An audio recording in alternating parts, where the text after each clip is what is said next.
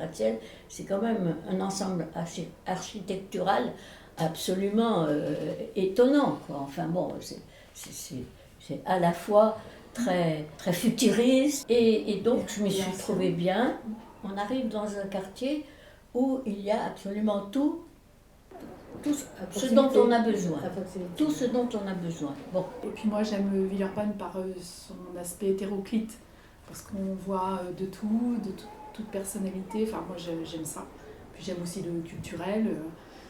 Et oui, puis je me sens bien ici. J'aime bien être là.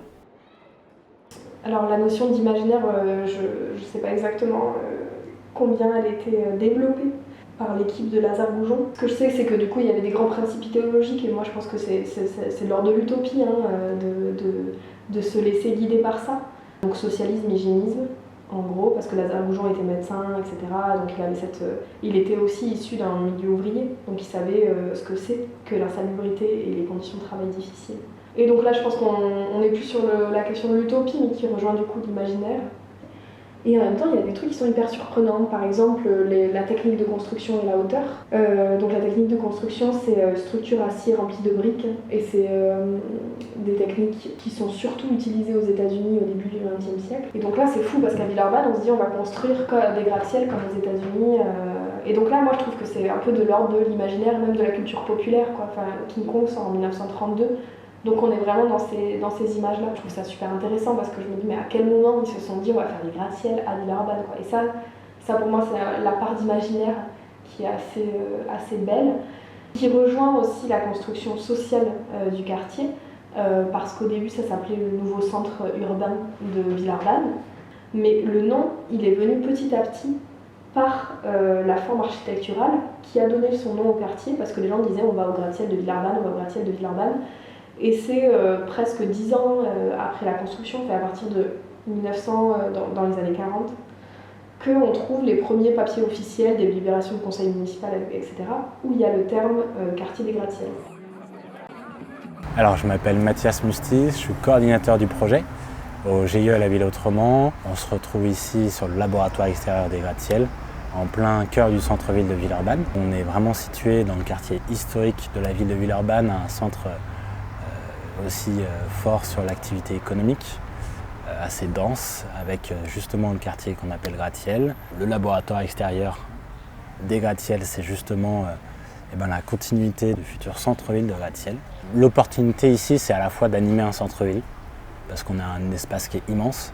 C'est aussi de pouvoir expérimenter justement sur un espace qui n'était pas initialement prévu pour ça, des nouvelles choses pour la ville de demain. Mais c'est aussi d'accueillir des structures qui n'auraient pas forcément pu venir s'installer ici en dehors de ce type de projet. On a par exemple Meta qui s'est créé pour cette expérimentation-là et qui, on l'espère, perdurera par la suite.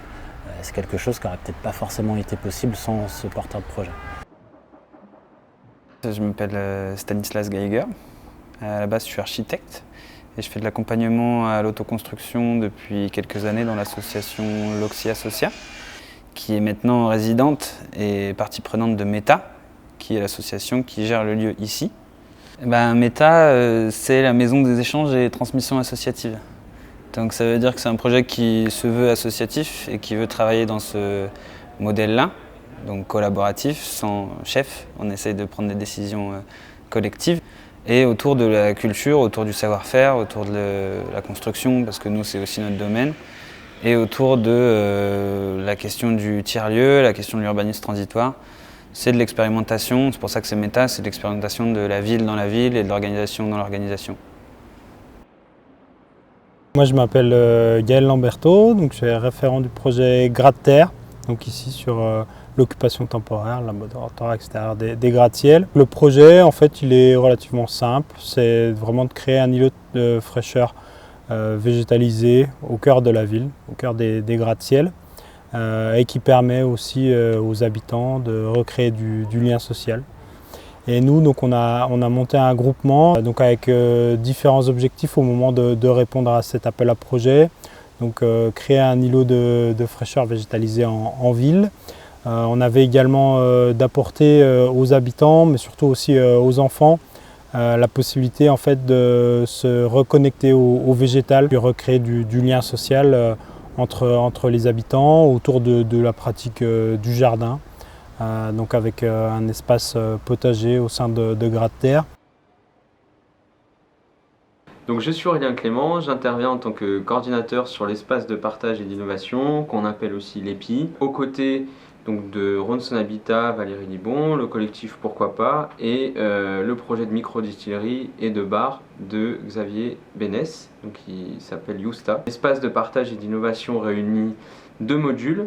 Donc le premier module, c'est un espace de vie et de travail, donc plutôt dédié à une activité de travail en journée et une activité de vie de quartier et d'animation en fin de journée et les week-ends. Réunis par une terrasse, on retrouve de l'autre côté le bar et la microdistillerie de Xavier Bénès du projet Yousta.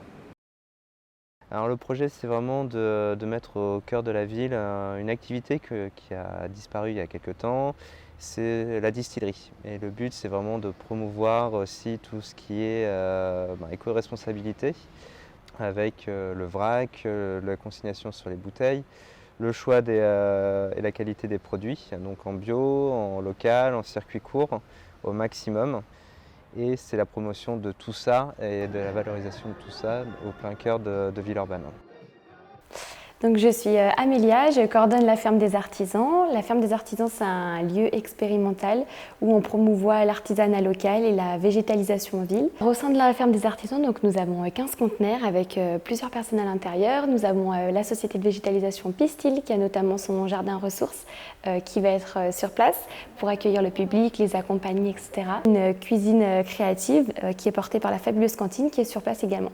Donc nous avons plusieurs artisans sur place, certains ont leur boutique partagée et d'autres ont leur atelier boutique, donc c'est-à-dire qu'ils ont la moitié de leur conteneur où ils peuvent créer directement sur place à Villeurbanne et l'autre partie du magasin où c'est un shop où ils vont pouvoir directement vendre. Donc ça leur permet aussi de faire découvrir aux visiteurs un petit peu les procédés de création, de production et faire découvrir leur univers. Moi je m'appelle Jessie, je travaille pour Pistil qui est une entreprise de jardinage, paysagisme et aussi qui fait de l'animation autour du compostage, etc. et qui lance un peu des projets en agriculture urbaine. Du coup Pistil est implanté sur cette zone d'occupation temporaire pour cultiver quelques petites parcelles, donc c'est quelques centaines de mètres carrés, c'est pas beaucoup, mais ça permet toujours de cultiver quelques plantes qu'on va vendre aux restaurateurs. C'est un peu expérimental et c'est pour... y a l'aspect social qui est important. Pédagogique, on va dire. Donc dans 100 ans, on aura soit réussi à faire une transition écologique de la ville, soit pas. J'espère qu'on aura réussi. Et donc je pense que l'occupation temporaire dans 100 ans, elle vient expérimenter des nouvelles choses. On ne sera plus dans des expérimentations de transition écologique, on sera peut-être plus dans une expérimentation de la ville sociale ou d'une ville technologique. Donc ça serait en tout cas pas des occupations temporaires qu'on relaie à l'extérieur forcément de la ville, plutôt des choses qu'on va venir faire un peu partout. C'est un modèle qui s'est généralisé dans le bâtiment, sur le trottoir, dans la rue, dans les villes, sur des espaces de friches et qui viennent un peu agrémenter comme ça la ville. Sans dire que c'est forcément institutionnalisé, il faut garder une part de spontanéité, de squat, de libre arbitre, etc. Et c'est un peu un mélange de tout ça. L'utopie que moi j'aimerais, c'est que l'occupation temporaire ne soit pas de l'urbanisme transitoire, mais de transition. J'aimerais qu'il y ait ce genre de projet méta qui soit partie prenante d'un projet global, mais qui ne soit pas une occupation temporaire d'un lieu qui est un non-lieu, qui est une friche ou quoi que ce soit. C'est peut-être de réinventer les schémas de projet avec des profils aussi institutionnels qui vont avoir de plus en plus l'habitude de travailler avec ça. Parce que pour l'instant, il y a aussi un blocage de monde qui se rencontrent et qui n'ont pas le même vocabulaire, etc. Et je pense que le projet doit se construire autour de l'expérimentation. Ça me paraîtrait plus logique au niveau de la temporalité. S'il se construit autour d'une occupation temporaire, par exemple, pour moi, l'occupation temporaire, elle pourrait rester au milieu. Et l'usage, l'expérimentation, les gens qui sont appropriés le lieu, ça ferait une vraie transition avec le futur quartier urbain. Ce que je pourrais imaginer dans 100 ans, ça serait des bâtiments avec beaucoup de végétaux inclus sur les terrasses, sur les murs, sur les toits, au pied des immeubles, enfin partout. Histoire que les villes ressemblent moins à des blocs de béton. À l'avenir, on On pourrait espérer que le projet qu'on a eu ici puisse inspirer ou servir d'exemple pour végétaliser la ville, que ce soit avec les toits, les murs végétaux, et juste intégrer plus de végétaux dans la ville tout simplement, avec des arbres, pour apporter plus de fraîcheur, parce qu'on le voit avec les canicules qui en ce moment, il fait extrêmement chaud dans les villes, le béton retient beaucoup la chaleur, et s'il y a beaucoup plus de plantes, et notamment les arbres, ça permet de créer des microclimats, de rafraîchir. Et donc ça serait vraiment super que les nouveaux urbanistes intègrent beaucoup plus de végétation dans les nouveaux quartiers.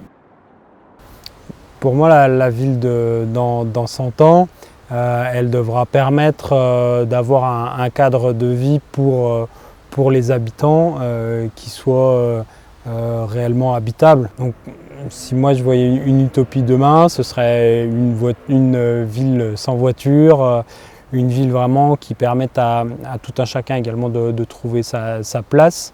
Donc voilà, comme je le disais, qui serait aussi centré autour justement du végétal, du bien-être, du cadre de vie. Demain, moi je veux plutôt une ville où on peut aller doucement, où on peut se déplacer voilà, de manière simple et écologique aussi, pour avoir une ville durable. Très clairement, la végétalisation de la ville me paraît être aujourd'hui un enjeu prioritaire pour la ville de demain. Et que même ce soit plutôt le végétal qui soit au cœur de la réflexion, en fait plus seulement uniquement quelque chose qui sert à décorer et qui vienne voilà, faire joli, quoi. Comment est-ce que vous imagineriez, si vous pouviez, les gratte-ciels dans un siècle? Ah, avec un héliport, moi. Ah ben si, chaque personne aura ou des comment ça s'appelle, les trucs là, qui les projetteront dans le ciel, ils se mettront des fusées. Ah mais c'est ça, si. Ah ben moi je vois ça comme ça. Hein. Ben oui.